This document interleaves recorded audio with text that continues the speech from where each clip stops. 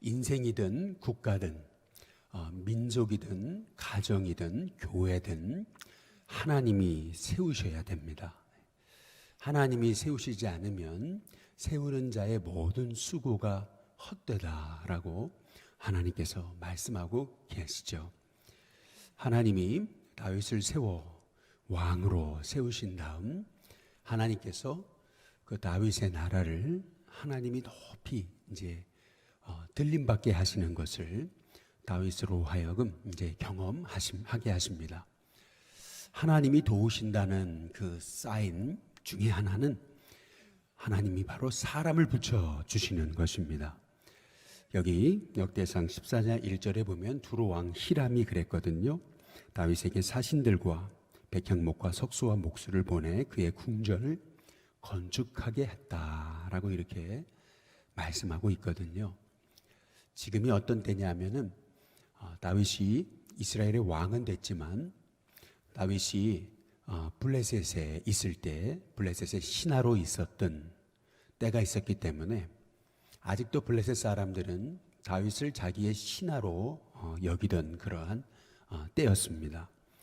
근데 그때 이 두로 왕 히람이 다윗에게 다윗의 궁전을 건축하게 하려고 백향목과 석수와 목수와 사신들을 보냈다라고 하는 이 사실을 성경이 강조하고 있는 이유는 다윗이 바로 하나님의 도우심을 얻어서 하나님이 그 나라를 세우고 계신다라고 하는 것을 하나님이 이제 보여주고 이제 계시는 것이죠.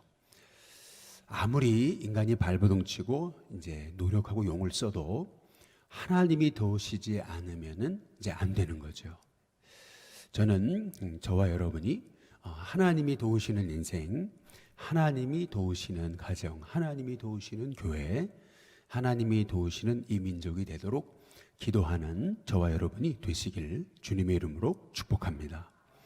하나님이 도우시니까 사도 바울이 가는 곳마다 다윗이 할 수 없는 일들이 있거든요. 다윗은 독신 남성이 아니겠습니까? 그러다 보니까 그가 할 수 없는 일들이 많이 있죠. 제약들이 많죠.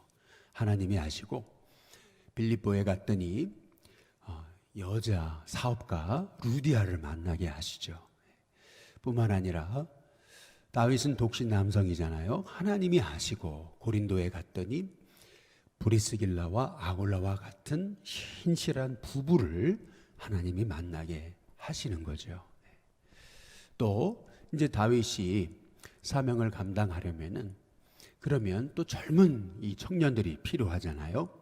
그러니까 하나님께서 또 아들 같은 디모데를 만나게 하셔서 디모데를 통해서 많은 젊은이들을 또한 일으킬 수 있도록 하나님께서 다윗이 사도 바울이 할 수 없는 그러한 일을 하나님께서 하게 하셨던 것을 이제 볼 수가 있는 거거든요.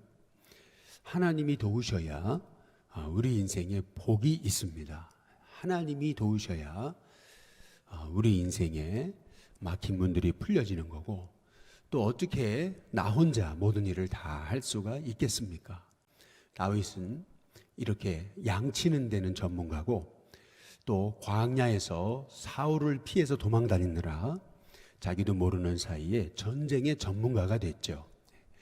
그러나 다윗은 궁전을 건축하는 일에 있어서는 완전 문외한입니다. 아무것도 모르는 사람이죠. 그러나 그럼에도 불구하고 하나님이 다윗을 통해서 하나님이 다윗을 세우셨다라고 하는 증거를 보이시려고 하나님은 두로 왕 히람을 붙여주셔서 그가 해야 되는 일인데 그가 잘 못하는 일, 궁전을 건축하고 또 그 나라를 세우는 일을 하나님께서 돕게 하셨던 것을 이제 볼 수가 있는 것이죠. 저와 여러분에게도 늘 이렇게 돕는 하나님의 종들이 일어나게 되기를 주님의 이름으로 축복합니다. 그래서 우리는 늘 하나님, 우리 가정을 하나님이 세워달라고, 우리 공동체를 하나님이 세워달라고, 우리 교회를 하나님이 세워주시고 이 나라와 민족을 하나님이 세워달라고 기도하는 저와 여러분이 돼야 될 줄로 믿습니다. 그래서 우리에게 만남의 축복이 그렇게 이제 중요한 것입니다. 하나님은 하나님의 사람에게 복을 주실 때 이제 만남을 통해 복을 주시는 거고, 또 하나님께서는 만남을 통해서 하나님의 일하심을 이제 보게 되는 것이죠. 그래서 우리가 걸음걸음마다 하나님 만남을 축복해 달라고, 내 만남 속에 성령님 기름 부어 달라고 이제 하나님 앞에 이제 기도해야 되는 것인데요. 오늘 여기 8절에 이제 보시면은 다윗이 기름 부음을 받아서 온 이스라엘의 왕이 되었다 함을 블레셋 사람들이 들었다 그랬습니다. 그때 모든 블레셋 사람들이 다윗을 뭐하러 올라왔습니까? 찾으러 올라왔다 이렇게 얘기하고 있잖아요. 이 찾으러라고 하는 이 말씀에서 바로 블레셋 사람들이 다윗을 어떻게 여겼는가라고 하는 것을 이제 알 수가 있는 겁니다. 자기 신화 주제에 부하였던 그러한 주제에 지금 이스라엘의 왕이 돼서 이제 그러면서 다윗을 찾으러 올라온 것이죠. 아직도 다윗을 이제 우습게 보고, 그리고 그를 부하인 양 여기면서 다윗을 잡겠다고 온 블레셋 사람들이 힘을 모아서 다윗을 대항하러 이제 온 것입니다. 근데 보니까 9절에 블레셋 사람들이 이미 이르러 이렇게 얘기하잖아요. 블레셋 사람들이 이미 다윗을 코너에 몰기 위해서 르바임 골짜기로 이미 쳐들어와서 모든 이제 이 전쟁의 중요한 그런 거점들은 이제 다 차지하고 있었던 것을 이제 볼 수가 있습니다. 르바임 골짜기, 르바임이라고 하는 것은 장대하다라고 하는 그러한 뜻인데요. 이 블레셋 사람들, 장대한 사람들이 이 장대한 이 골짜기를 아주 그냥 곳곳을 메운 상황에서 이제 다윗을 잡으려고 온 것이죠.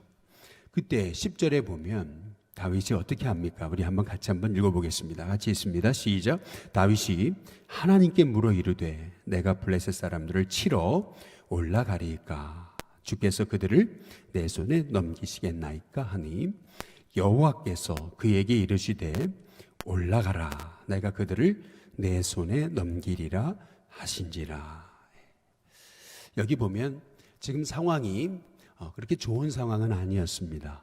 어찌 보면 이 블레셋과 이제 전면전을 벌여야 되는, 그러한 피를 흘려야 되는 굉장히 위험한 상황일 수도 있는데, 그러나 그때 다윗은 하나님께 묻습니다. 하나님, 이 전쟁을 어떻게 해야 되겠습니까?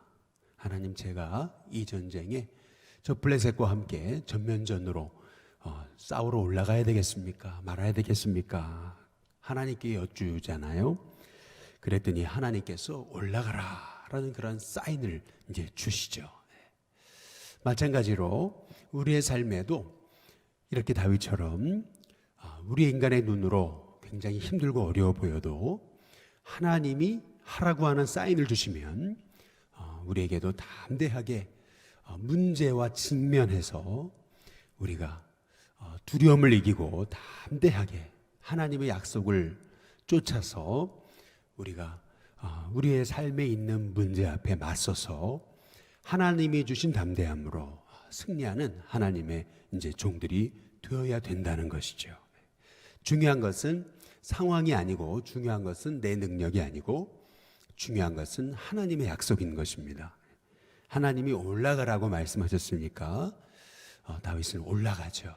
그랬더니 어떻게 됩니까? 우리 11절 같이 한번 읽어보겠습니다. 함께 읽습니다. 시작. 이에 무리가 바알브라심으로 올라갔더니 다윗이 거기서 그들을 치고 다윗이 이르되 하나님이 물을 쪼김같이 내 손으로 내 대적을 흩으셨다 하므로 그곳 이름을 바알브라심이라 부르니라. 여기서 중요한 것, 모든 이 전쟁의 주체는 하나님이신 걸 볼 수 있습니다. 하나님이 물을 쪼개김같이 내 손으로 내 대적을 흩으셨다. 다윗이 한 게 아니죠. 하나님이 하신 것이죠. 하나님이 다윗을 도우시니까 아무리 이 블레셋 사람들이 다윗을 잡겠다고 르바임 골짜기에 진을 치고 올라왔어도 하나님이 다윗을 승리케 하시는 것을 이제 볼 수가 이제 있는 것이죠. 저와 여러분의 삶 속에 날마다 이렇게 하나님의 음성을 쫓아서 나아갈 수 있는 그런 은혜가 있게 되시기를 주님의 이름으로 축복합니다. 그래서 12절에 보면 이 블레셋과의 전쟁은 단지 그냥 싸우고 이기는 전쟁이 목적이 아니라 하나님이 하나님이심을 드러내는 그런 하나님이 일하시는 싸움이다라는 걸 볼 수 있는 것을 우리가 12절을 통해서 이제 살펴볼 수 있는 거죠. 다 함께 한번 같이 읽어보겠습니다. 같이 읽습니다. 시작. 블레셋 사람이 그들의 우상을 그곳에 어떻게 했습니까? 버렸으므로 다윗이 명령하여 불에 사느니라. 여기 보면 블레셋 사람이 그의 우상을 그곳에 버렸다, 이제 그렇게 얘기하잖아요. 다시 말하면 이 전쟁은 그냥 단지 다윗이 이기고 지느냐라고 하는 싸움이 아니라 이것은 하나님이 하나님 되심을 드러내게 하시는 것이냐 아니냐라고 하는 하나님께 속한 싸움이고 전쟁인 것을 이제 우리가 이제 살펴볼 수 이제 있는 것이죠. 언제나 우리가 들어가는 자리에 하나님이 하나님 되심이 드러나는 은혜가 있도록 기도하는 저와 여러분이 되시기를 주님의 이름으로 축복합니다. 하나님이 하나님 되심이 드러나게 되면은 바로 우리의 삶 속에 하나님께서 지금도 이제 일하시는구나. 이 공동체를 하나님이 세우시고 또 우리의 삶을, 가정을, 자녀를, 우리 일신교회를, 이 민족을 하나님이 세우시는구나라고 하는 것을 이제 깨닫게 이제 되는 것인데요. 여기 이제 13절에 보면 블레셋 사람들이 다시 골짜기를 침범했다 그러잖아요. 그때 14절에 다윗이 또 하나님께 묻자온대라고 이렇게 이제 말해요. 16절에 보면은 이에 다윗이 하나님의 뭐대로요? 명령대로 행하여, 이제 이렇게 얘기하거든요. 결국 다윗이 끊임없이 이 민족, 이 이스라엘을 하나님이 세우신다라고 하는 것을 끊임없이 이제 경험하게 됐음을 오늘 성경이 우리에게 말씀하고 이제 계시는 거거든요. 오늘 이 새벽에 저와 여러분의 인생을 하나님이 세우신다. 하나님이 세우셔야 된다. 우리 가정을, 자녀를, 우리 일신교회를, 우리 나라와 민족, 코로나를 만나고 이렇게 민심이 여러 가지 방향으로 나누어진 이 한국 민족을 하나님이 세우셔야 된다라고 하는 그러한 믿음의 고백을 가지고 하나님이 민족을 세우시고, 하나님 우리 일신교회를 세우시고, 하나님 우리 가정을 세우시고, 하나님 우리의 사역을 세워달라고 기도할 수 있는 저와 여러분이 되시길 주님의 이름으로 축복합니다. 그런데 오늘 여기 3절에 보시면은 다윗이 또 예루살렘에서 아내들을 맞아 이렇게 얘기하고 있잖아요. 그러면서 다시 아들들과 딸들을 낳았는데 그 예루살렘에서 낳은 아들들의 이름은 하면서 쭉 자녀들의 이름이 나오죠. 왜 갑자기 느닷없이 하나님이 다윗의 이스라엘을 세우셨다라는 그런 말씀을 하나님께서 주시다가 왜 이렇게 갑자기 다윗의 이 아들들에 관해서 얘기하고 있느냐? 하나님이 다윗의 이스라엘을 세우시는 건데, 다윗은 이렇게 하나님이 세우심을 알고도 자꾸 인간의 생각이 발동하는 거죠. 그래서 정략 결혼으로 이제 아내들을 맡게 되고, 그리고 자식들을 낳게 이제 되는 것이죠. 정략 결혼으로 이 나라 저 나라 이제 평화를 유지해야 되니까, 이제 정략 결혼으로 이제 한 사람 한 사람 맞이하게 되는 그런 아내들, 또 낳게 되는 자녀들, 이제 이러한 그 다윗의 이제 인간적인 모습이 결국에는 이 이스라엘에 어려움을 주게 되는 또 하나의 이제 그 이유가 됐던 건 이제 아니겠습니까? 또 다윗의 정욕으로 이제 낳게 됐던 또 그런 자녀들, 또 바세바를 취하게 돼서 솔로몬을 낳게 되고, 이제 이러한 이 과정들을 성경이 기록되고 있는 것은 이렇게 하나님이 세우시는데, 하나님이 세우심에도 불구하고 자꾸 우리 인간이 인간의 생각으로 우리가 세우려고 하니까, 그러니까 문제와 어려움이 오게 되는 것이죠. 오늘 이 새벽에 이 말씀을 우리가 상고하면서 그렇구나, 우리 인생 하나님이 세우셔야 되는 것이구나, 우리 가정, 우리 자녀들 하나님이 세우셔야 되는 것이구나 라고 하는 것을 깨닫고, 오늘 이 다윗이 블레셋을 만나서 그들이 다윗을 죽이려고 르바임 골짜기에 아주 진을 치고 모든 블레셋이 완전 연합해가지고 다윗이 쳐들어갈 그러한 빈틈이 없이 다윗을 잡으려고 올라왔어도 하나님이 하시니까 전면전으로 붙어도 아무런 문제가 없게끔 하시고, 또 그 다음 전투에서는 또 다른 지혜로 매복을 통해서, 기습을 통해서 하나님께서 이 블레셋을 이기게 하신 것처럼, 마찬가지로 그때그때마다 하나님이 세우신다라는 믿음을 가지고 하나님께 우리의 인생을 맡기고, 하나님이 이 나라를 세우셔야 됩니다 라는 그러한 기도의 제목으로 늘 하나님 우리의 사역을 세우시고 우리 인생을 세우시고 가정을 세워달라고 기도하는 저와 여러분이 다 되시기를 주님의 이름으로 축복합니다.